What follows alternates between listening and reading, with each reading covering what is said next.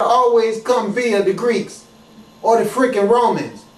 And that's what I'm here to step out. This stuff got to stop. They can't keep running around the earth as that which encompasses all when they are not. That which encompasses all is the sun, and it is feminine as well as male, but feminine before male because it got pushed from the primeval waters. And the water polarity is always female. And then the male polarity is fire, but the woman polarity is water and fire. That's the way that works. He was a leader. Asar is regarded as the founding father of Kemet. He unified the two lands. He established the first nation state in the recorded history of humanity. He is said to have introduced writing, the writing which the ancient Kemites referred to as Nedu Neter, or the writing of God. That's right. When it was written, or the words of God when it was spoken.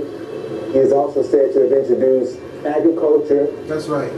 And theology. That's right. Also decided to take civilization to certain parts of the Nile Valley. India too. As well as to other parts of the world. India. Asar married a beautiful Nubian woman by the name of Aset, who was his co-regent, not his inferior, his co-regent.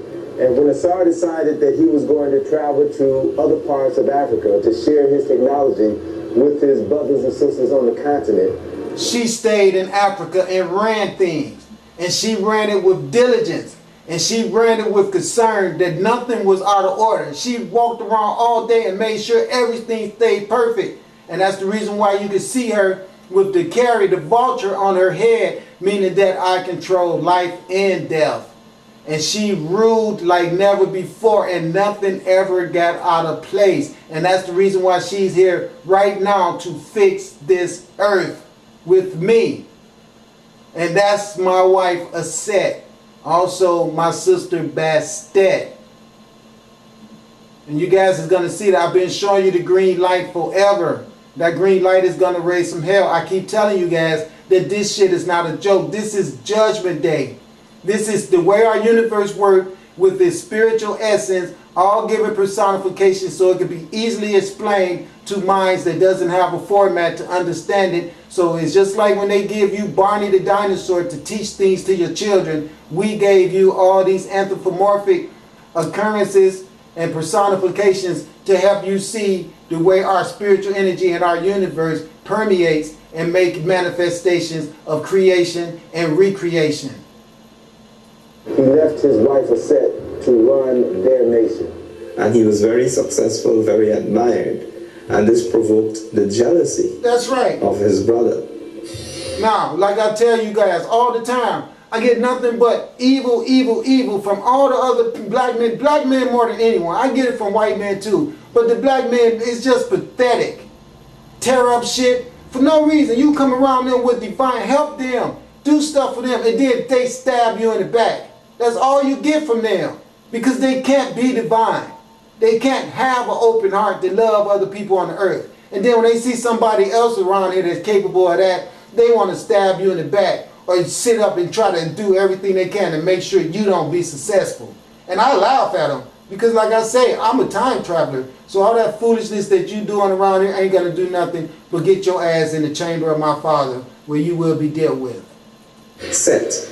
And Set then plotted to overthrow his brother Asar. Set, or Sete, in ancient Egyptian, murdered his brother, dismembered his body into 14 pieces, and then scattered those 14 pieces throughout Kemet. When Aset learned of the murder and dismemberment of her husband, she fled for her life, and then she was searching for the missing parts of her husband's body. Aset found 13 of the 14 parts of Asar's body. And as she found each body part, she cleaned it, she anointed it with oils, and she laid all 13 parts out, and she literally remembered her husband, wrapped his entire body in bandages, and created the first mummy in the recorded history of humanity. And then they tell you about Jesus being wrapped in swaddling clothing, okay, as the little baby. But the only thing they're doing is mimicking the story of the mummifications that went on in ancient Kemet and all over Africa. And then they bring you Jesus wrapped in swaddling clothing. You see, everything plagiarized from us. Everything about that religion was stolen from us. Because we taught it to the Greeks and the Romans, and they went and got guns and came back and murdered us and stole our history and claimed it for themselves. As Aset was preparing to bury her husband, she grieved because she was about to bury the man that she loved. She grieved because she was still a virgin. They had never consummated their marriage, and thus she would never bear children by the man that she loved. And according to the story written on many papyri in Kemet, carved on several temples in Kemet, the spirit of Asar came and impregnated his virgin wife Aset.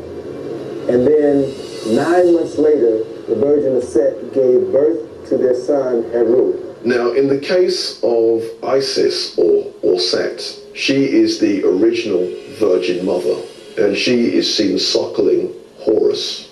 He is shown as a child suckling his mother, and he's wearing the pharaonic headdress, making it clear that he was born a king. Haru is this. Let me show you He's something. shown as... Look at this. Now you see that right there? And you can see how the phallus slides up in there. See, this is the hat of Asar. Okay, let me show you what I'm talking about. Look. That right there. That's it without the sheath around it. So that's the male's phallus. Okay? That's what that represents, the male's phallus. Now watch this. Check this out. You see this part right here? This is also worn by him sometimes when it's open space in the middle. This is the union of upper and lower key, upper and lower. This is Nubia and Egypt combined together, that Asar ruled over upper Egypt and lower Egypt, which was known as Nubia. Today is the Sudan. But as you can see, he inserted this phallus up inside of the crown of the vulva of the female. If you take this out, move it out of that sheath, it'll be the hat that you see right here. See, it'll be single like that. But then the female comes along, and when they united upper and lower Egypt together, then this was the symbolic representation of him sliding his phallus up into the female, and they married both of those places together. So it was both of those places, upper and lower Egypt, which was Nubia and Kemet, were joined together, and it was a wedding of the two that made it where now they became one soil. And as you can see, he's got his serpent power energy, and this is where they stole the Mary and Jesus story from. Okay, but you never see Mary suckling Jesus, because they wanted to hide the whole idea of the titty, the breast, being for the sole purpose of sustainment. They wanted to market the titty. They even got women walking around right now that have cut their real titty off and put a fake titty in just so they can sell their breasts to Hollywood and walk around as big-breasted women, because men done got so enticed with sucking on a woman's titty that they sucking on the titty more than the little baby is. But the sole purpose of that titty and that nipple was to sustain the child, whether male or female. Now women walking around with their breasts out as an enticing sexual hors d'oeuvre, if you will.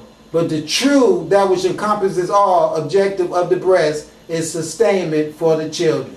And now you got these white men that turned it into a marketing device, like they market every damn thing and exploit every damn thing. And then they turned her from being the black goddess and Heru from being the offspring of the black goddess and the black god, and they gave it to Jesus and Mary. Then they just pushed Mary ass out of the picture and left Jesus there by himself with their patriarchal asses. A child suckling his mother, and he's wearing the pharaonic headdress, making it clear that he was born a king. Haru is the son of Osiris, and he is the embodiment of order. He has to take over the... That's what I'm talking about, how the headgear look without that sheath around it, like that. You understand? kingship, and he has to do that through a struggle. So Heru was born, the son of a virgin. She was born with a specific purpose in life. That was to restore his father's kingdom, to do battle with his... Now listen, let me tell you guys something so you can understand. The Heru character that's inside of Asar as his son is spiritual energy. Now you guys gonna see real soon that I'm gonna turn into Heru. And when you see that happening, that's when this earth is gonna really, really be kicking some ass to remove these imposters out of the seat of government. Because when I become Heru, I am going to do some shit with this weather on this earth to make sure that these European imposters that's walking around this earth as kings and stealing everything from everyone and making us all be slaves and making us all be dope fiends and making us all be homosexuals and making us all be everything other than divine gods and goddesses, they asses. Like if you look on your news right now, all that water back in the Northeast is, they listen, they got cars completely submerged underwater in 15 states. Completely submerged underwater is the cars right now. I was telling you 2 years ago that I was going to use this weather to eradicate materialism. They done made us make fool out of ourselves with our quest for materialism. When we should be seeking spirituality, we after all this material shit.